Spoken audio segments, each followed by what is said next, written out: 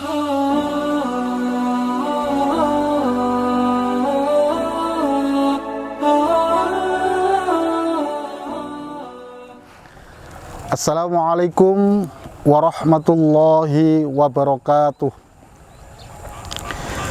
Bismillahirrahmanirrahim. Alhamdulillahirabbil alamin. Alhamdulillahilladzi hadana li hadza wa ma kunna linahtadiya laula an hadanallah. Laqad ja'at rusul rabbina bil haqq wa nutu antil kumul jannatu uristumuha bima kuntum ta'malun. Asyhadu an la ilaha illallah wa asyhadu anna Muhammad Rasulullah sallallahu alaihi wasallam wa ala alihi wa ashabihi amma ba'd. Sebelum di sini saya menyampaikan sedikit tausiah nasihat tentang peningkatan ibadah kepada Allah. Di sini untuk lebih barokah di dalam kami menyampaikan tausiah ini, kami awali dengan menyampaikan syukur kepada Allah. Sebab syukur adalah salah satu kewajiban ibadah kita kepada Allah. Allah berfirman, a'udzubillahi minasyaitonirrajim. Bismillahirrahmanirrahim. Washkuru ni'matallahi in kuntum iyyahu ta'budun.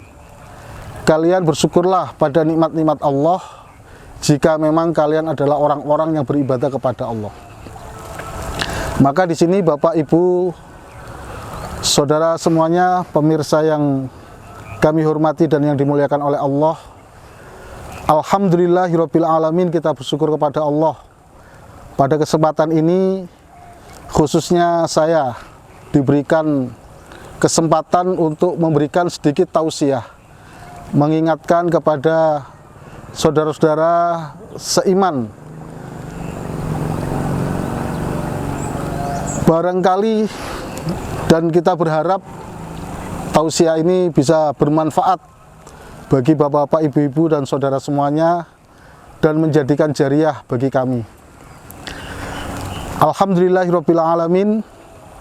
Alhamdulillah jazahumullahu khairah. Kita juga bersyukur kepada perantara agama.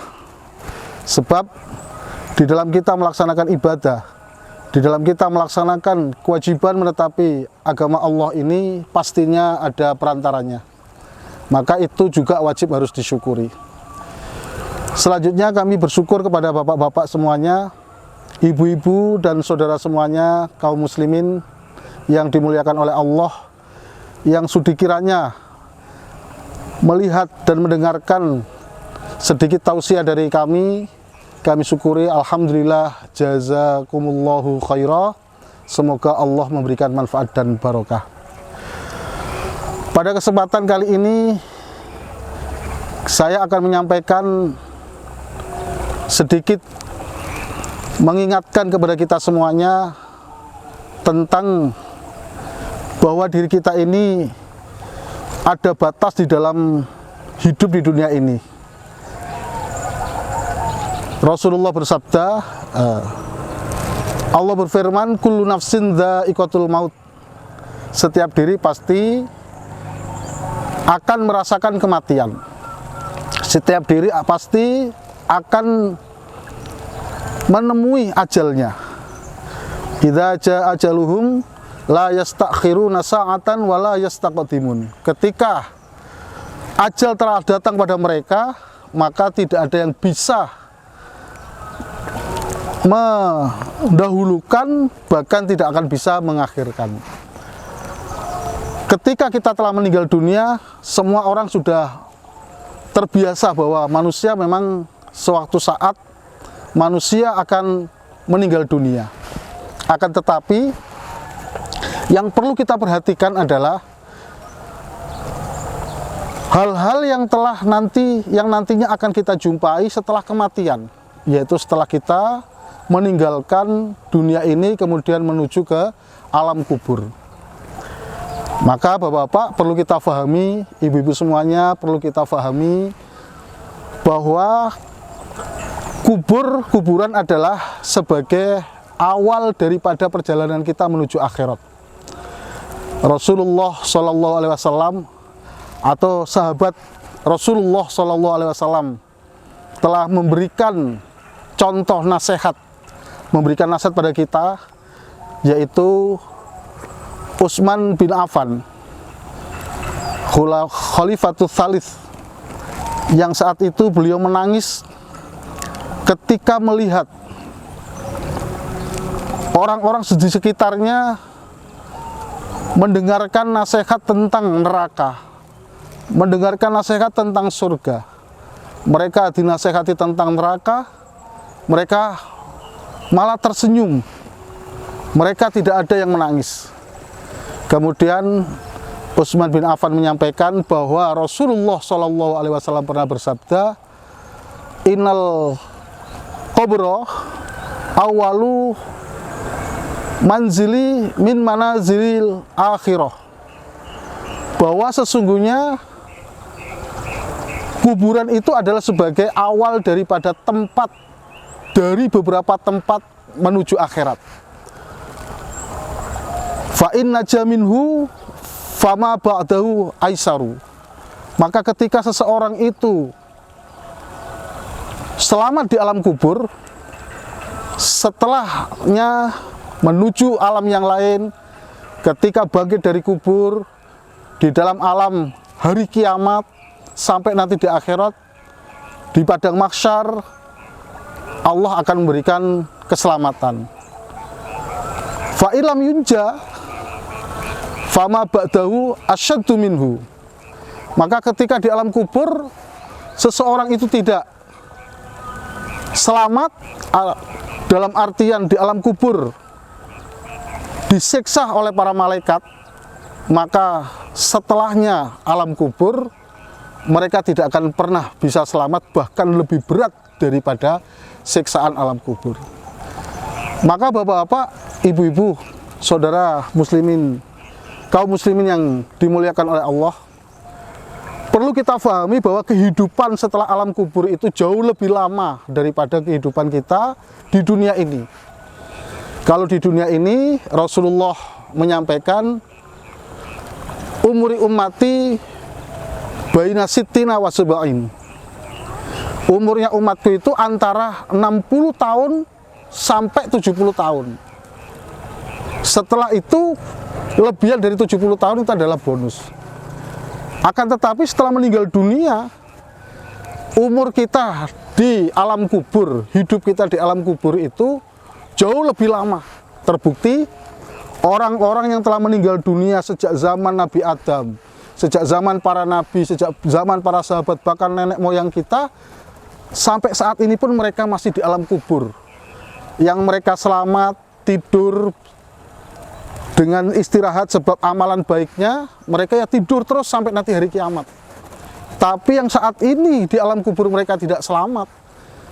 Ketika di dunianya mereka suka berbuat maksiat, kemudian di alam kubur mereka disiksa oleh para malaikat, itu sampai nanti hari kiamat baru kemudian istirahat ataupun berhenti, setelah itu bangkit dari kubur, kemudian menuju di hari akhirat, di hari akhir, yaitu di hari kiamat, mereka akan menjumpai siksaan-siksaan yang lebih berat.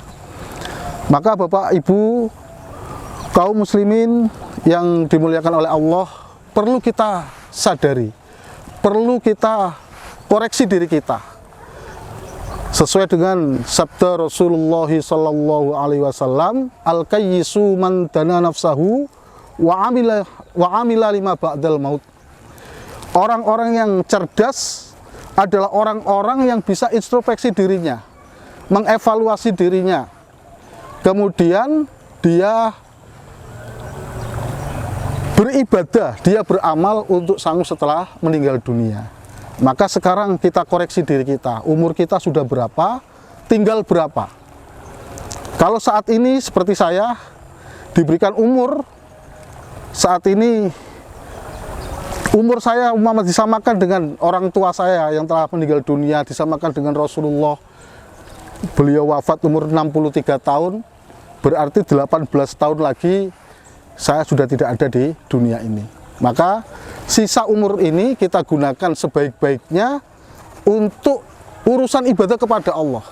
Kita polkan ibadah kita kepada Allah dengan menertibkan sholat kita, menertibkan ibadah wajib kita, meningkatkan ibadah sunnah kita, kemudian sedekah kita ditingkatkan, perhatian kita terhadap fakir miskin juga ditingkatkan, sedekah kita terhadap fakir miskin, santunan terhadap anak yatim juga kita tingkatkan untuk sebagai bekal setelah kita meninggal dunia. Ketika kita meninggal dunia membawa bekal amalan yang banyak, pada saat di situ setelah kita wafat dimandikan, kemudian disolati oleh para pentakziah, terus kemudian kita diantarkan ke alam kubur.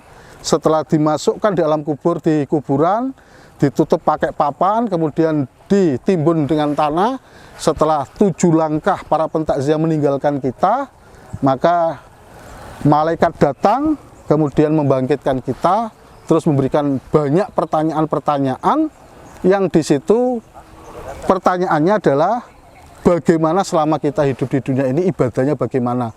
Ketika pertanyaan-pertanyaan dari malaikat kita bisa menjawab dengan baik dan di situ malaikat memperlihatkan amalan-amalan baik kita, maka malaikat mengatakan nam solihan kanomil arus.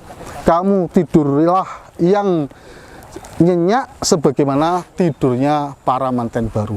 Maka di sini Bapak-bapak, kita yang paling kita pikirkan adalah saat ini bagaimana kehidupan kita setelah meninggal dunia ini di alam kubur itu. Itu. Kita harus mengoreksi diri kita, mempersiapkan diri kita supaya kita nanti selamat di alam kubur. Maka di sini sekali lagi kita tingkatkan amalan kita. Demikianlah apa yang bisa kami sampaikan. Apabila ada kata-kata yang kurang berkenan, kami mohon maaf sebesar-besarnya. Semoga Allah berikan manfaat dan barokah. Dari saya, Assalamualaikum warahmatullahi wabarakatuh.